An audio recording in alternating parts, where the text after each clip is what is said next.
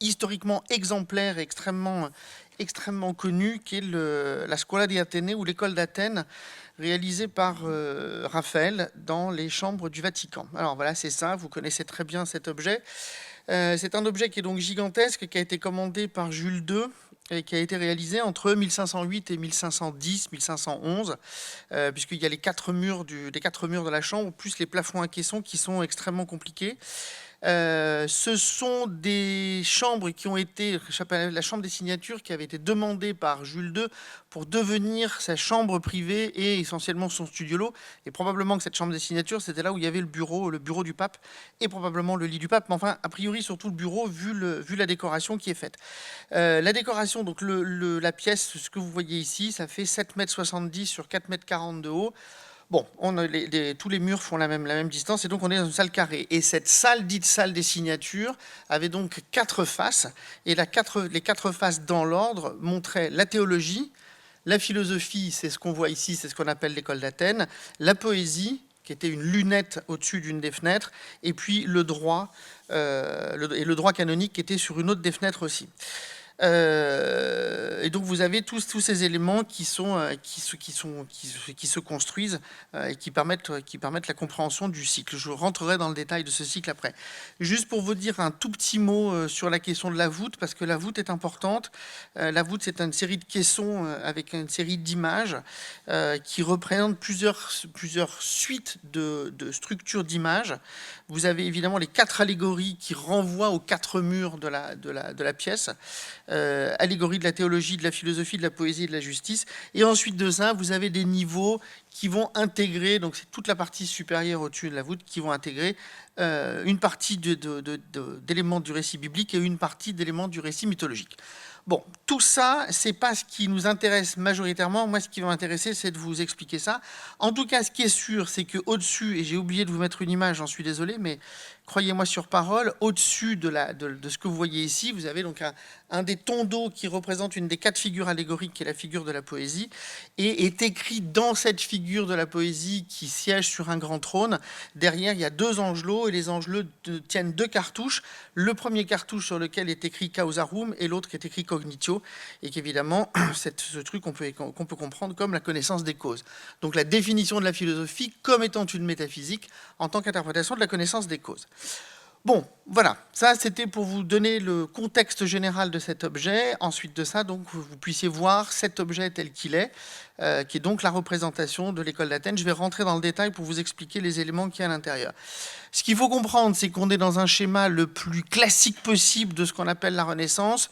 On est dans un rapport de symétrie parfaite, on est dans un rapport de perspective absolument parfaite, qui est là pour désigner effectivement l'exemplarité de la pensée antique et de la philosophie à l'intérieur de la démonstration d'une pensée de l'humanisme qui doit figurer à l'intérieur de cette grande chambre, qui est celle du pape, là où le pape travaille, là où le pape devrait travailler. En sachant que Jules II meurt en 1513, donc Jules II n'a pas profité extraordinairement longtemps, mais c'est comme ça, c'est la vie. Voici la structure. Alors ça, c'est pour arriver à peu près à comprendre, et donc je vais essayer de vous marquer les points à l'intérieur de cet objet, pour essayer de comprendre comment ça marche. C'est assez sophistiqué, ça a fait gloser tous les historiens de l'art depuis Vasari. Vasari qui a été le premier en 1550 à faire une publication et à expliquer comment ça marche. On est encore incertain sur plein de choses, mais bon, on va estimer que j'ai essayé de vous proposer un premier mode de lecture autour de tout ça pour que vous puissiez arriver à comprendre. Je vous ai mis donc le centre du tableau avec la ligne qui coupe l'objet entre deux, et donc vous avez à gauche la pensée platonicienne, à droite la pensée aristotélicienne. La tradition est toujours la même, hein, vous le savez, c'est la représentation canonique. Vous avez Platon qui montre avec la main droite, qui montre avec le ciel, donc la démonstration de la question à la fois de l'Aïdos et la question de la possible unité, qui va poser évidemment toute la philosophie secondaire, et je vous expliquerai après, puisque sur le bout à droite, vous avez Plotin, et qui permettra la justification évidemment de la pensée de l'universalité et la pensée de Dieu. Et de l'autre côté, vous avez Aristote qui, lui, au contraire, a la main dirigée vers le bas et qui, lui, rappelle les questions de la matérialité, c'est-à-dire de la protéulée, c'est-à-dire de la matière première à partir duquel le monde est conçu et à partir desquels les éléments du monde sont conçus.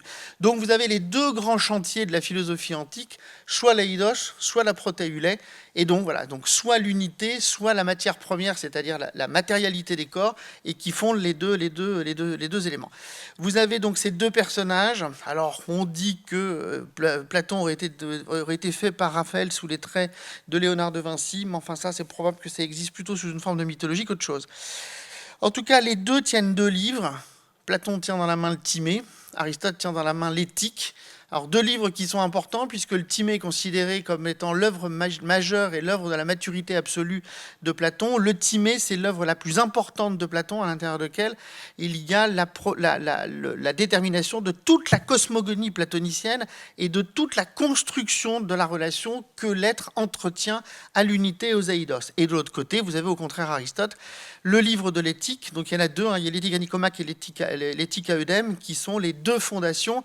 Un, l'éthique à Nicomaque de la loi, de la relation à la loi, l'éthique à Eudème de la fondation de la philia, c'est-à-dire de ce qui constitue la relation d'altérité à l'autre. Bon voilà, donc ça, on a ça au centre, c'est les deux dispositifs qui constituent le centre du tableau. Et ensuite de ça, enfin le centre de cette grande fresque, et ensuite de ça, vous avez, parmi les personnages extrêmement importants, vous avez du côté de Platon, à gauche, vous avez Socrate, qu'on ne peut pas, c'est immanquable, c'est impossible de le manquer, hein, et c'est toujours le même. Socrate, qui est donc face à un personnage qui avait été improprement attribué au départ à Alexandre le Grand, ce qui est ça ne tient pas, qui est évidemment ce personnage qui est Alcibiade. Donc le Alcibiade qui a été gouverneur d'Athènes et Alcibiade qui a été l'un des personnages qui est intégré dans le banquet de Platon, à l'intérieur duquel Socrate va discuter avec Alcibiade. Donc il est à la fois la question du récit, du discours amoureux, évidemment, entre les deux, mais c'est surtout qu'à partir de ce moment-là, vous avez la représentation dans cette partie de la fresque, qui est désignée ici par la figure emblématique de la vertu, l'une des grandes vertus libérales, ou des grands dispositifs libéraux, qui est la rhétorique. Vous avez évidemment la représentation de ce qu'on appelle le basanos. Le basanos, qui est cette méthode qui est produite par Socrate, qui consiste à mener cette enquête, qui fait qu'à force de poser des questions à l'autre, on va mettre à l'épreuve l'autre, de sorte que l'aletheia puisse se produire et que la révélation puisse se produire. Donc vous avez donc du côté de Platon, de ce côté-là, vous avez donc la dimension socratique et toute la technique du basanos, c'est-à-dire la fondation de la philosophie, et de l'autre côté, et de l'autre côté, vous avez, dans une tunique rouge, vous avez Plotin. Alors, Plotin, c'est évidemment le néoplatonicisme. Plotin, c'est beaucoup plus tard. Et Plotin, c'est la confirmation de la métaphysique, et notamment la métaphysique, la consécration du concept de l'unité et la diffusion du concept d'unité, qui servira évidemment de fondation à toute la théologie chrétienne sur la détermination de la pensée de Dieu et de la pensée de l'unité de Dieu à partir du travail de Plotin. Plotin qui fait une lecture néoplatonicienne de la question de l'eidos chez Platon. Donc ça, c'est le premier plan que vous avez ici. Vous avez ici. Je vous dirai après pourquoi j'ai écrit Raphaël au bout là-bas et qu'est-ce qui se passe au bout là-bas. Ça, c'est la première base, c'est-à-dire ce qui est sur la marche supérieure et qui constitue donc la ligne matrice de la philosophie pour Raphaël et de l'histoire de la philosophie. Et ensuite de ça, en dessous, vous avez un espace qui est donc qui se répartit sur les marches et qui est un espace qui est un peu plus compliqué parce que là c'est un peu plus le bordel et surtout il faut arriver à poser les éléments à l'intérieur. D'autant que il y a deux éléments qui s'articulent au centre. Un élément qui est ce personnage qui est accoudé à un bloc de marbre. Ce personnage qui est accoudé à un bloc de marbre, c'est Héraclite, sous les traits de Michel-Ange. Donc un Michel-Ange mélancolique et taciturne, posé sur son truc en train de travailler, donc qui a été rajouté tardivement puisque cet Héraclite ne figure pas dans le dessin préparatoire qui est conservé à Milan.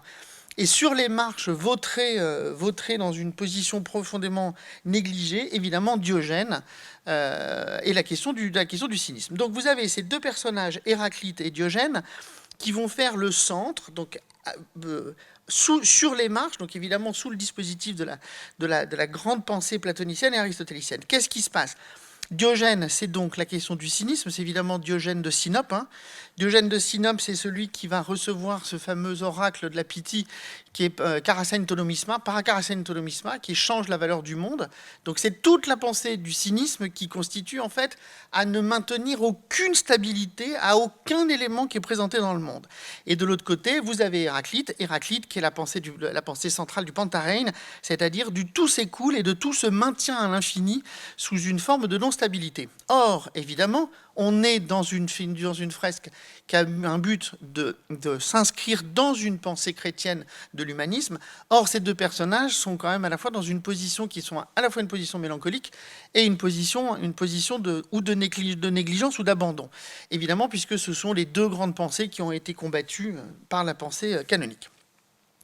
Et puis à partir de ça, vous allez avoir deux dispositifs qui vont se déployer à partir de ça, c'est-à-dire de ce qui est finalement la représentation négative de la philosophie, c'est-à-dire une philosophie qui n'arriverait à tenir aucun régime d'autorité ou aucun régime d'unité, puisque c'était la grande question d'Héraclite, il n'y a pas de régime de l'unité puisque tout s'écoule à l'infini, et de l'autre côté Diogène qui considérait que rien ne fait loi. Donc vous avez ces deux personnages qui sont représentés sous des figures relativement tristes en bas. Et puis du côté sur la gauche, évidemment, va se déployer un certain nombre de figures que je vous ai données. Donc Parménide, Pythagore, Averroès, Zénon et Épicure. Alors qu'est-ce que ça fait autour de tout ça? Évidemment, Zénon, fondateur du stoïcisme, Épicure, fondateur de l'épicurisme. Donc là aussi, deux formes de philosophie qui sont Zénon, qui est le stoïcisme, qui est une figure morale, c'est-à-dire que le comportement de l'être doit être édicté sur une question de la relation entre le destin et la loi. Épicure, qui dit au contraire que la seule loi qui préside à l'existence de l'humanité, c'est la satisfaction des désirs. C'est pour ça qu'il est représenté avec une pampe sur les trucs. Eux aussi sont posés sur l'extrême gauche du tableau, c'est-à-dire de la fresque, comme n'étant pas primordial à la compréhension du schéma. En revanche, vous avez planqué entre tout ça dans un rapport de lecture, vous avez la représentation d'Averroès. Alors j'avais déjà donné un filiconis sur les représentations d'Averroès dans la peinture. Donc Averroès, c'est très compliqué, mais Averroès, Raphaël a quand même maintenu la possibilité de le représenter. Raphaël, sans qui toute une partie de la pensée platonicienne serait inconnue au XVIe siècle et au début au XVe siècle et au début du XVIe siècle en Italie, puisque c'est lui qui a été le diffuseur, le traducteur et le diffuseur de toute la pensée platonicienne essentiellement, et aristotélicienne, puisque c'est lui qui a quand même traduit la métaphysique, et qui l'a fait diffuser. Et puis, vous avez évidemment, en bas, deux personnages extrêmement importants. Vous avez Parménide d'un côté, Parménide, donc évidemment, Parménide, le grand penseur de la question de l'unité, c'est-à-dire, lui, à l'inverse d'Héraclite, lui pense la question de l'unité de l'être. Il y a une unité de l'être qui est inscrite dans ce krétolegein, c'est-à-dire, il faut saisir quelque chose du monde pour que l'être soit, et donc qui a été fondamental pour toute une partie de la pensée. Et puis en bas, vous avez Pythagore, Pythagore qui est en train de prendre des notes alors qu'un de ses assistants lui montre sur un tableau ce qu'on appelle l'épocdone. Alors l'épocdone, c'est cette petite chose, c'est ce petit dessin qui est une combinatoire des relations mathématiques qui permettent à la fois la construction d'une certaine structure architecturale, mais surtout de toute la théorie musicale. Ce qui permet effectivement de comprendre qu'ici pourrait être un des arts libéraux qui serait aussi la question de la musique. Et puis de l'autre côté, vous avez, alors là aussi c'est un peu compliqué, vous avez Euclide. Alors Euclide, c'est assez beau parce que Euclide, il est... Alors, on dit... Pardon. Oh là là. Bon, je vais vous le faire. Je suis désolé. Euclide. Je vais essayer de ne pas faire de conneries. Euclide, il est représenté, dit-on, sous les traits de Bramante. Bramante, qui est donc celui qui a construit, qui a fait les plans pour la construction et la rénovation du Vatican, et dont on présuppose qu'une partie des plans qui sont derrière et des coupoles aurait été un travail que Raphaël aurait pu faire avec Bramante, en tout cas qu'il y a une relation entre les deux. En tout cas, ce qui est sûr, je ne peux pas grossir plus parce que je vais encore faire une bêtise, mais en tout cas, ce qui est sûr, c'est que sur le col doré de la tunique d'Euclide est inscrit la signature de Raphaël. Il est écrit très exactement RVSM, Raphaelus Urbinas sua manu, c'est-à-dire Raphaël d'Urbino, puisqu'il était né à Urbino, sua manu par sa propre main. Donc la signature du peintre est faite dans la représentation d'Euclide sous les traits de Bramante. Voilà, petit jeu évidemment encore, à la fois spéculatif sur la question de la mathématique et sur la question de la relation à la mathématique et sur la question de la relation à l'architecture. Et puis vous avez là, coincé dans le truc, vous avez la représentation de Strabon. Donc Strabon, c'est la géographie, et Ptolémée. Alors avec cette petite erreur que vous pourrez remarquer, puisque Ptolémée est représenté avec une couronne, parce que à l'époque, on confond encore le Ptolémée, qui est le Ptolémée astrologue, avec le Ptolémée roi d'Égypte. Bon, c'est seulement plus tard qu'on comprendra que ce n'est pas les mêmes.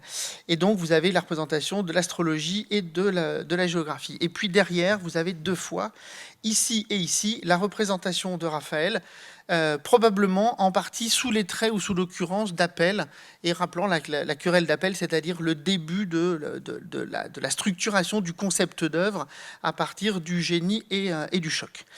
Voilà à peu près pour ce qui est de cette œuvre, qui est donc une œuvre qui est une relecture humaniste de la philosophie antique, une relecture humaniste dont le but est évidemment de coincer à l'intérieur de tout ça la représentation des 7 arts libéraux. Donc en bas et sur la ligne du bas, vous avez grammaire, arithmétique et musique à gauche.